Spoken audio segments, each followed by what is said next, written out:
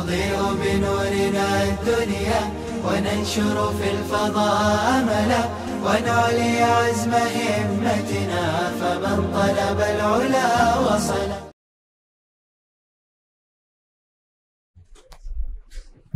جیسا کہ ابھی ہمارے سامنے منور زماں صاحب نے بتایا کہ آدمی کسی ورکشاپ کو اٹینڈ کرنے سے یا 2-4 دن 2-4 مہینے میں کسی چیز کو سیکھتا نہیں، بلکہ اس کے لیے اسے زندگی کھپانی پڑتی ہے. اس کو عربی میں کہتے ہیں العلم لا يعطيك بعضه حتى تعطيه كلك، کہ علم اپنا بعض نہیں دیتا ہے جب تک کہ آپ اپنا کل نہ کھپا دے، جب تک کہ آپ پورا کھپا نہ دے. جب پورا اپنے آپ کو کھپا دیں گے تب جا کر علم اپنا تھوڑا دے گا، اور علم کا تھوڑا بہت زیادہ ہوتا ہے. قرآن کہتا ہے وَمَا أُوتِيتُم مِّنَ الْعِلْمِ إِلَّا قَلِيلًا، کہ تمہیں جو کچھ علم دیا گیا ہے وہ تھوڑا سا ہے، بہت معمولی ہے. تو اس لیے یہ ہمارے لیے بہت اچھی اپرچونٹی ہے، بہت اچھے مواقع ہے کہ ہم عربی زبان کو سیکھیں، قرآن کو سمجھیں، انگریزی زبان کو سیکھیں، اور اللہ کے اس آفاقی پیغام کو انسانیت تک پہنچائے. آج انسانیت پیاسی ہے، ان کی روح تڑپ رہی ہے، ان کو بے چینی ہے، نہیں سمجھ میں آ رہا ہے کہ دنیا میں کیسے جینا. کیوں؟ اس لیے کہ اچھے گدی پر سونے سے نیند نہیں آتی، پیسوں کے زیادہ ہونے سے نیند نہیں آتی ہے، سکون نہیں ملتا ہے، عزت اور منصب کے ملنے سے سکون نہیں ملتا ہے. سکون انسان کو کب ملتا ہے؟ جب انسان کا کنیکشن اپنے خالق کے ساتھ مضبوط ہوتا ہے. اللہ کے ساتھ جب تعلق مضبوط ہوتا ہے تو روح کو سکون ملتا ہے. پھر وہ حضرت عمر کی طرح درخت کے نیچے خلیفۃ المسلمین ہونے کے باوجود ٹوٹی ہوئی اینٹ کو تکیہ بنا کر سو جاتا ہے اور اس کو ٹھنڈی نیند آ جاتی ہے. تو اس لیے ہمیں انسانیت کی جو پیاس ہے، جو ان کی روح جو بیماری میں مبتلا ہے، اس کا علاج کرنا ہے. دنیا ایک ایسے انقلاب کی منتظر ہے جس انقلاب میں ان کو روحانی سکون دیا جائے. قرآن جس کو کہتا ہے الا بذکر اللہ تطمئن القلوب، کہ اللہ کے ذکر سے دلوں کو اطمینان ملتا ہے. تو اس لیے ہمیں جو کچھ سیکھنا ہے، اس سیکھنے کا مقصد میں ہمیشہ اپنے بچوں کے سامنے یہ بات کہتا رہتا ہوں کہ ایک انسان ایک ویژن، مشن اور ایک ٹارگیٹ کے ساتھ اس دنیا میں زندگی گزارے. بغیر ویژن، مشن اور ٹارگیٹ کے زندگی گزارنا یہ ایسے ہی جیسے جانور زندگی گزارتا ہے. تو انسان کا ٹارگیٹ کیا ہونا چاہیے؟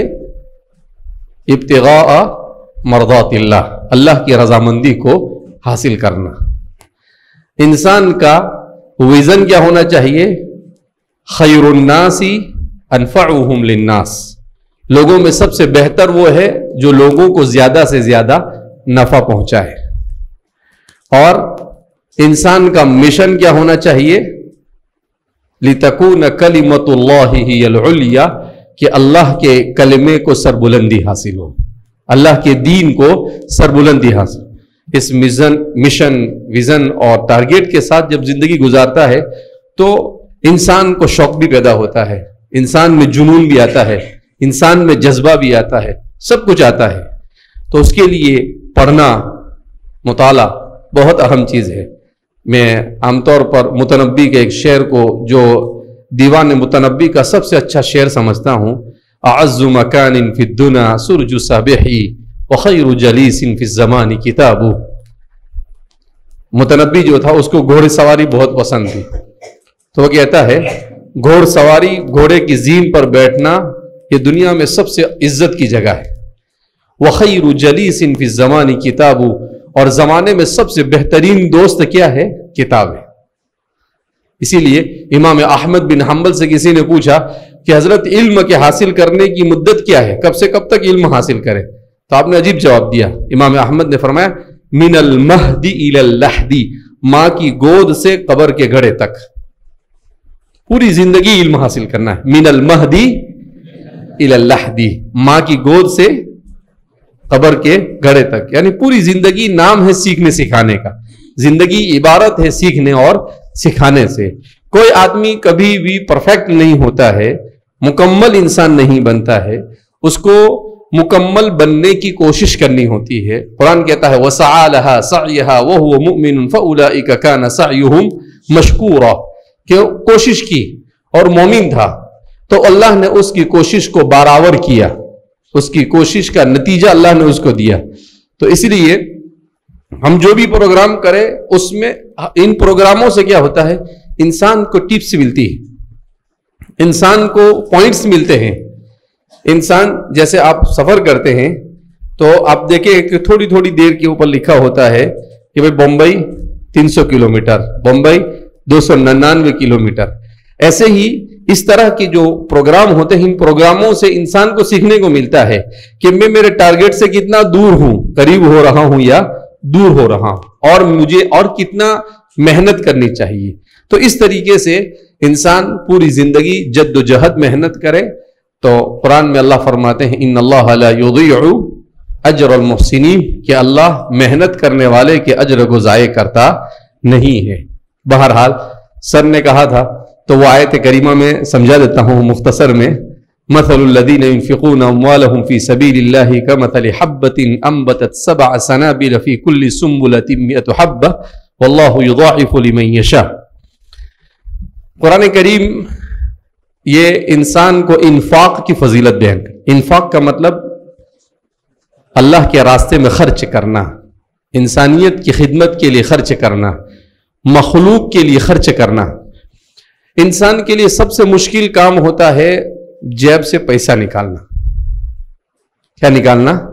جیب سے پیسہ نکلتا نہیں. ہمارے والد صاحب کے ایک دوست ہے ابو عبداللہ احسان منیب الشلبی اور کویت کے, تو وہ ایک دن مجھے کہنے لگے کہ حذیفہ هل انت تعرف, کہ تجھے معلوم ہے؟ میں نے کہا کیا؟ کہ اخراج الفلوس من الجیوب جہاد. اخراج الفلوس من الجیوب جہاد, کا لوگوں کے جیب سے پیسہ نکالنا یہ جہاد ہے.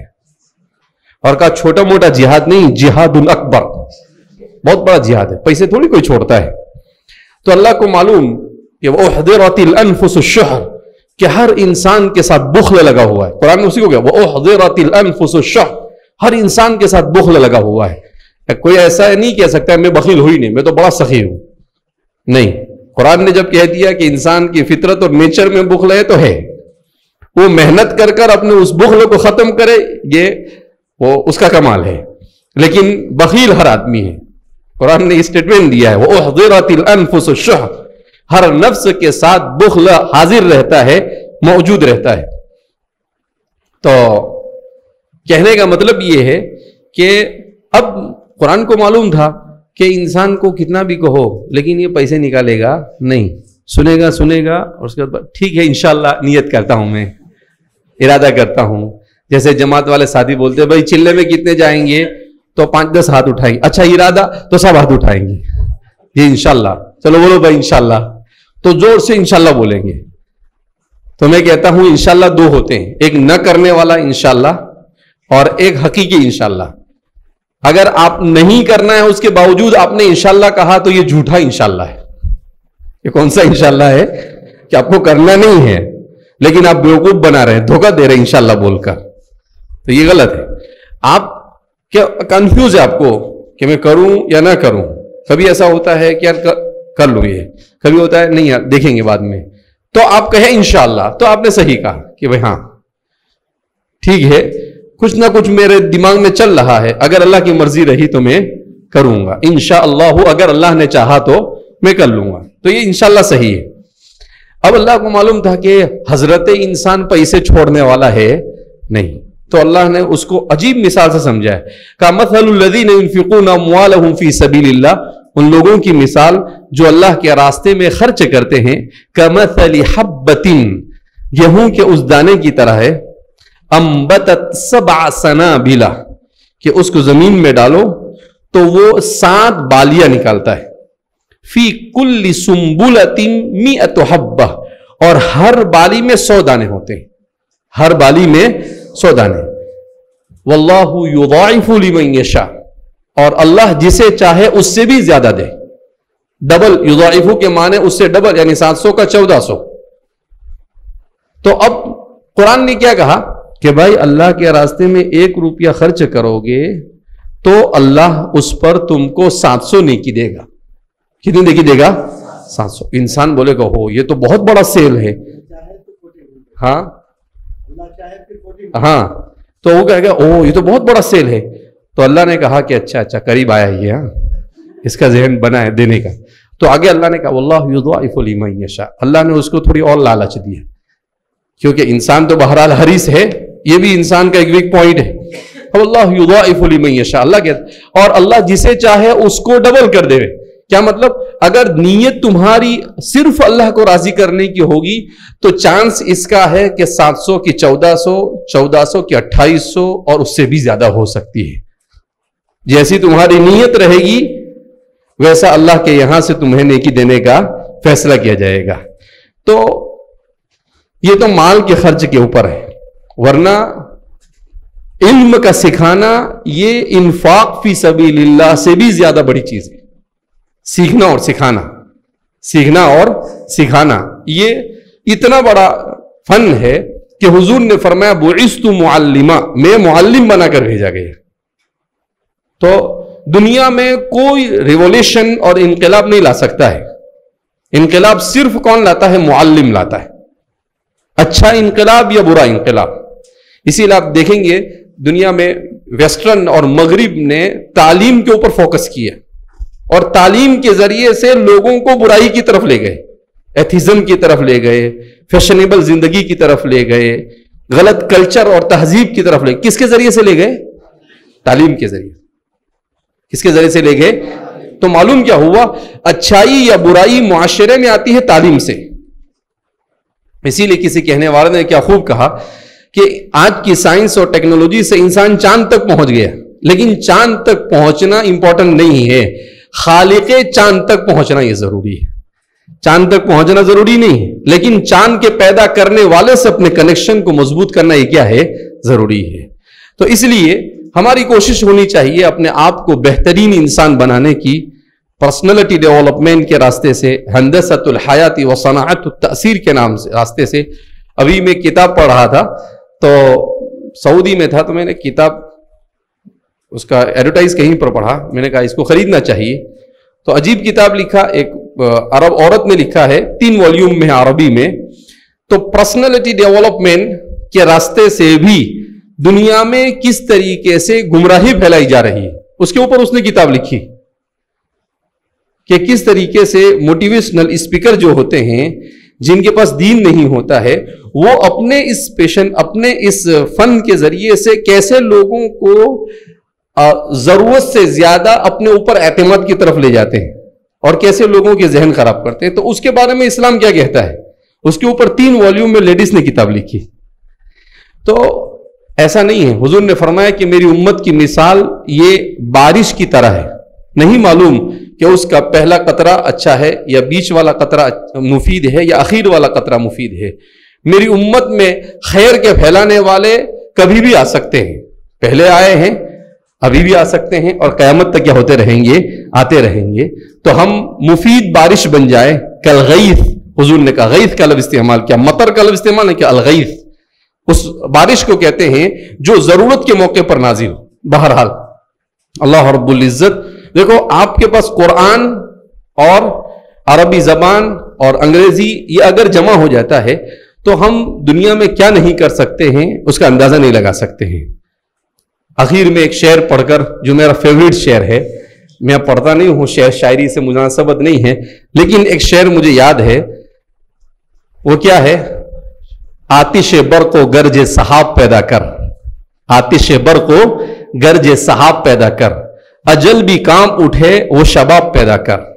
ایسی جوانی پیدا ہونی چاہیے کہ موت بھی آپ کو دیکھ کر کانپ جائے. علامہ اقبال کہتے ہیں آتش برق و گرج سحاب پیدا کر، اجل بھی کانپ اٹھے وہ شباب پیدا کر. تو انقلاب کا انتظار نہ کر، جو ہو سکے خود ہی انقلاب برپا کر. ایسا نہیں کہ انقلاب کی گاڑی آئے گی تو اپن بھی بیٹھ جائیں گے وہ گاڑی میں، کوئی گاڑی واڑی آنے والی ہے نہیں. تو خود ہی انقلاب اپنے آپ سے معاشرے میں کیسے انقلاب آئے اس کے لیے اپنے آپ سے کوشش کرنی ہوگی. تو ہم اس کے لیے کوشش کریں گے نا انشاءاللہ. اللہ رب العزت سر کے آنے کو ہمارے لیے باعث خیر و برکت بنائے. جی ہاں سر بولے کہ یہ کون سا انشاءاللہ ہے, نہیں کرنے والا یا حق صحیح والا؟ دو ہے, ایک انشاءاللہ تعالی اور دوسرا انشاءاللہ ٹالا. ٹالا مطلب وہ ٹالتے ہیں نا بات, ٹال دیتے کل پہ ٹال دینا. اور سر بول رہے کہ حیدرآباد میں دو انشاءاللہ چلتے ہیں, ایک انشاءاللہ تعالی اور دوسرا ہوتا ہے انشاءاللہ ٹالا. انشاءاللہ تعالی کہا تو اس کا مطلب بھی ہے کہ ہاں کرے گا یہ کام, اور بولا انشاءاللہ ٹالا کا مطلب ٹال دیا ہے, نہیں یہ کام کرنے کا اس کا ارادہ نہیں ہے. تو ٹالا والا تو نہیں ہے نا. بہرحال اللہ رب العزت یہ دیکھو یہ بھی اللہ سے مانگنا ہے کہ بھئی محنت کی توفیق دینے والا بھی کون ہے؟ اللہ. شوق اور جذبہ دینے والا بھی کون ہے؟ اللہ. سب کچھ اللہ کے ہاتھ میں ہے, میں اور آپ کچھ نہیں کر سکتے ہیں. وما توفیقی الا باللہ. توفیق دینے والا کون ہے؟ تو یہ بھی اللہ سے مانگنا, دعا کر کر اللہ سے مانگنا کہ اللہ ارادہ کیا ہے, میں کود پڑا ہوں آتش نمرود میں عشق تو کود پڑا ہے, اب تو ہی ہمیں اسی طریقے سے ہمارے لیے ان تمام کے تمام پریشانیوں کو کس طرح سے آسان کر دے, جیسے تو نے ابراہیم کے لیے کونی بردن و سلام علی ابراہیم, آنکھ کو ان کے لیے سلامتی والی اور ٹھنڈک والی بنا دیا, ہمارے لیے بھی محنت کرنے کو کیا کر دے؟ آسان بنا دے. اللہ رب العزت آپ سب کو دیکھو, آپ حضرات کے سامنے سر کا ایک پروگرام رکھا اور ہم نے مسجد کا پروگرام کینسل کر دیا. کیوں؟ اس لیے کہ ہم یہ چاہتے ہیں کہ بھئی ہمارے سامنے کریم بچے بیٹھے ہوئے ہیں جن بچوں میں کچھ نہ کچھ صلاحیت پیدا ہو چکی ہے. تو آپ اس کو کہتے ہیں کہ عربی زبان میں اس کو کہتے ہیں موہوبین, طلبہ الموہوبین, یعنی وہ طلبہ جن کو اللہ نے ایکسٹرا آرڈینری ذہانت عطا فرمائی, جس کو انگریزی کے اندر میں انٹیلیجنٹ کہتے ہیں. تو اللہ نے اگر ہمیں صلاحیت دی ہے تو اس صلاحیت کو سو کر ختم نہیں کرنی چاہیے, اس صلاحیت کو ایسے ہی نہیں ختم کرنا, اس صلاحیت کو استعمال کرنے کے لیے اپنے تن من دھن کی بازی لگا دینا چاہیے کہ بس اب ہو گیا, ختم ہو گیا, سستی نہیں, بالکل اب مجھے کرنا ہے یعنی کرنا ہے. ایک مرتبہ جب انسان ٹھان لیتا ہے تو وہ منزل تک کیا ہو جاتا ہے؟ پہنچ جاتا ہے. اللہ رب العزت ہمیں اپنی منزل مقصود یعنی اسلام کی سربلندی اور اللہ کی رضامندی کے لیے قبول فرمائے, اور ہم سب کو محنت کا جذبہ عطا فرمائے. اللہ ہم سب کو علم نافع عطا فرمائے, اور اللہ راضی ہو جائے ایسے اعمال کی توفیق مرحمت فرمائے. سبحان اللہ وبحمدہ, سبحانک اللہم نشہد ان لا الہ الا انت نستغفرک ونتوب الیک. جزاکم اللہ.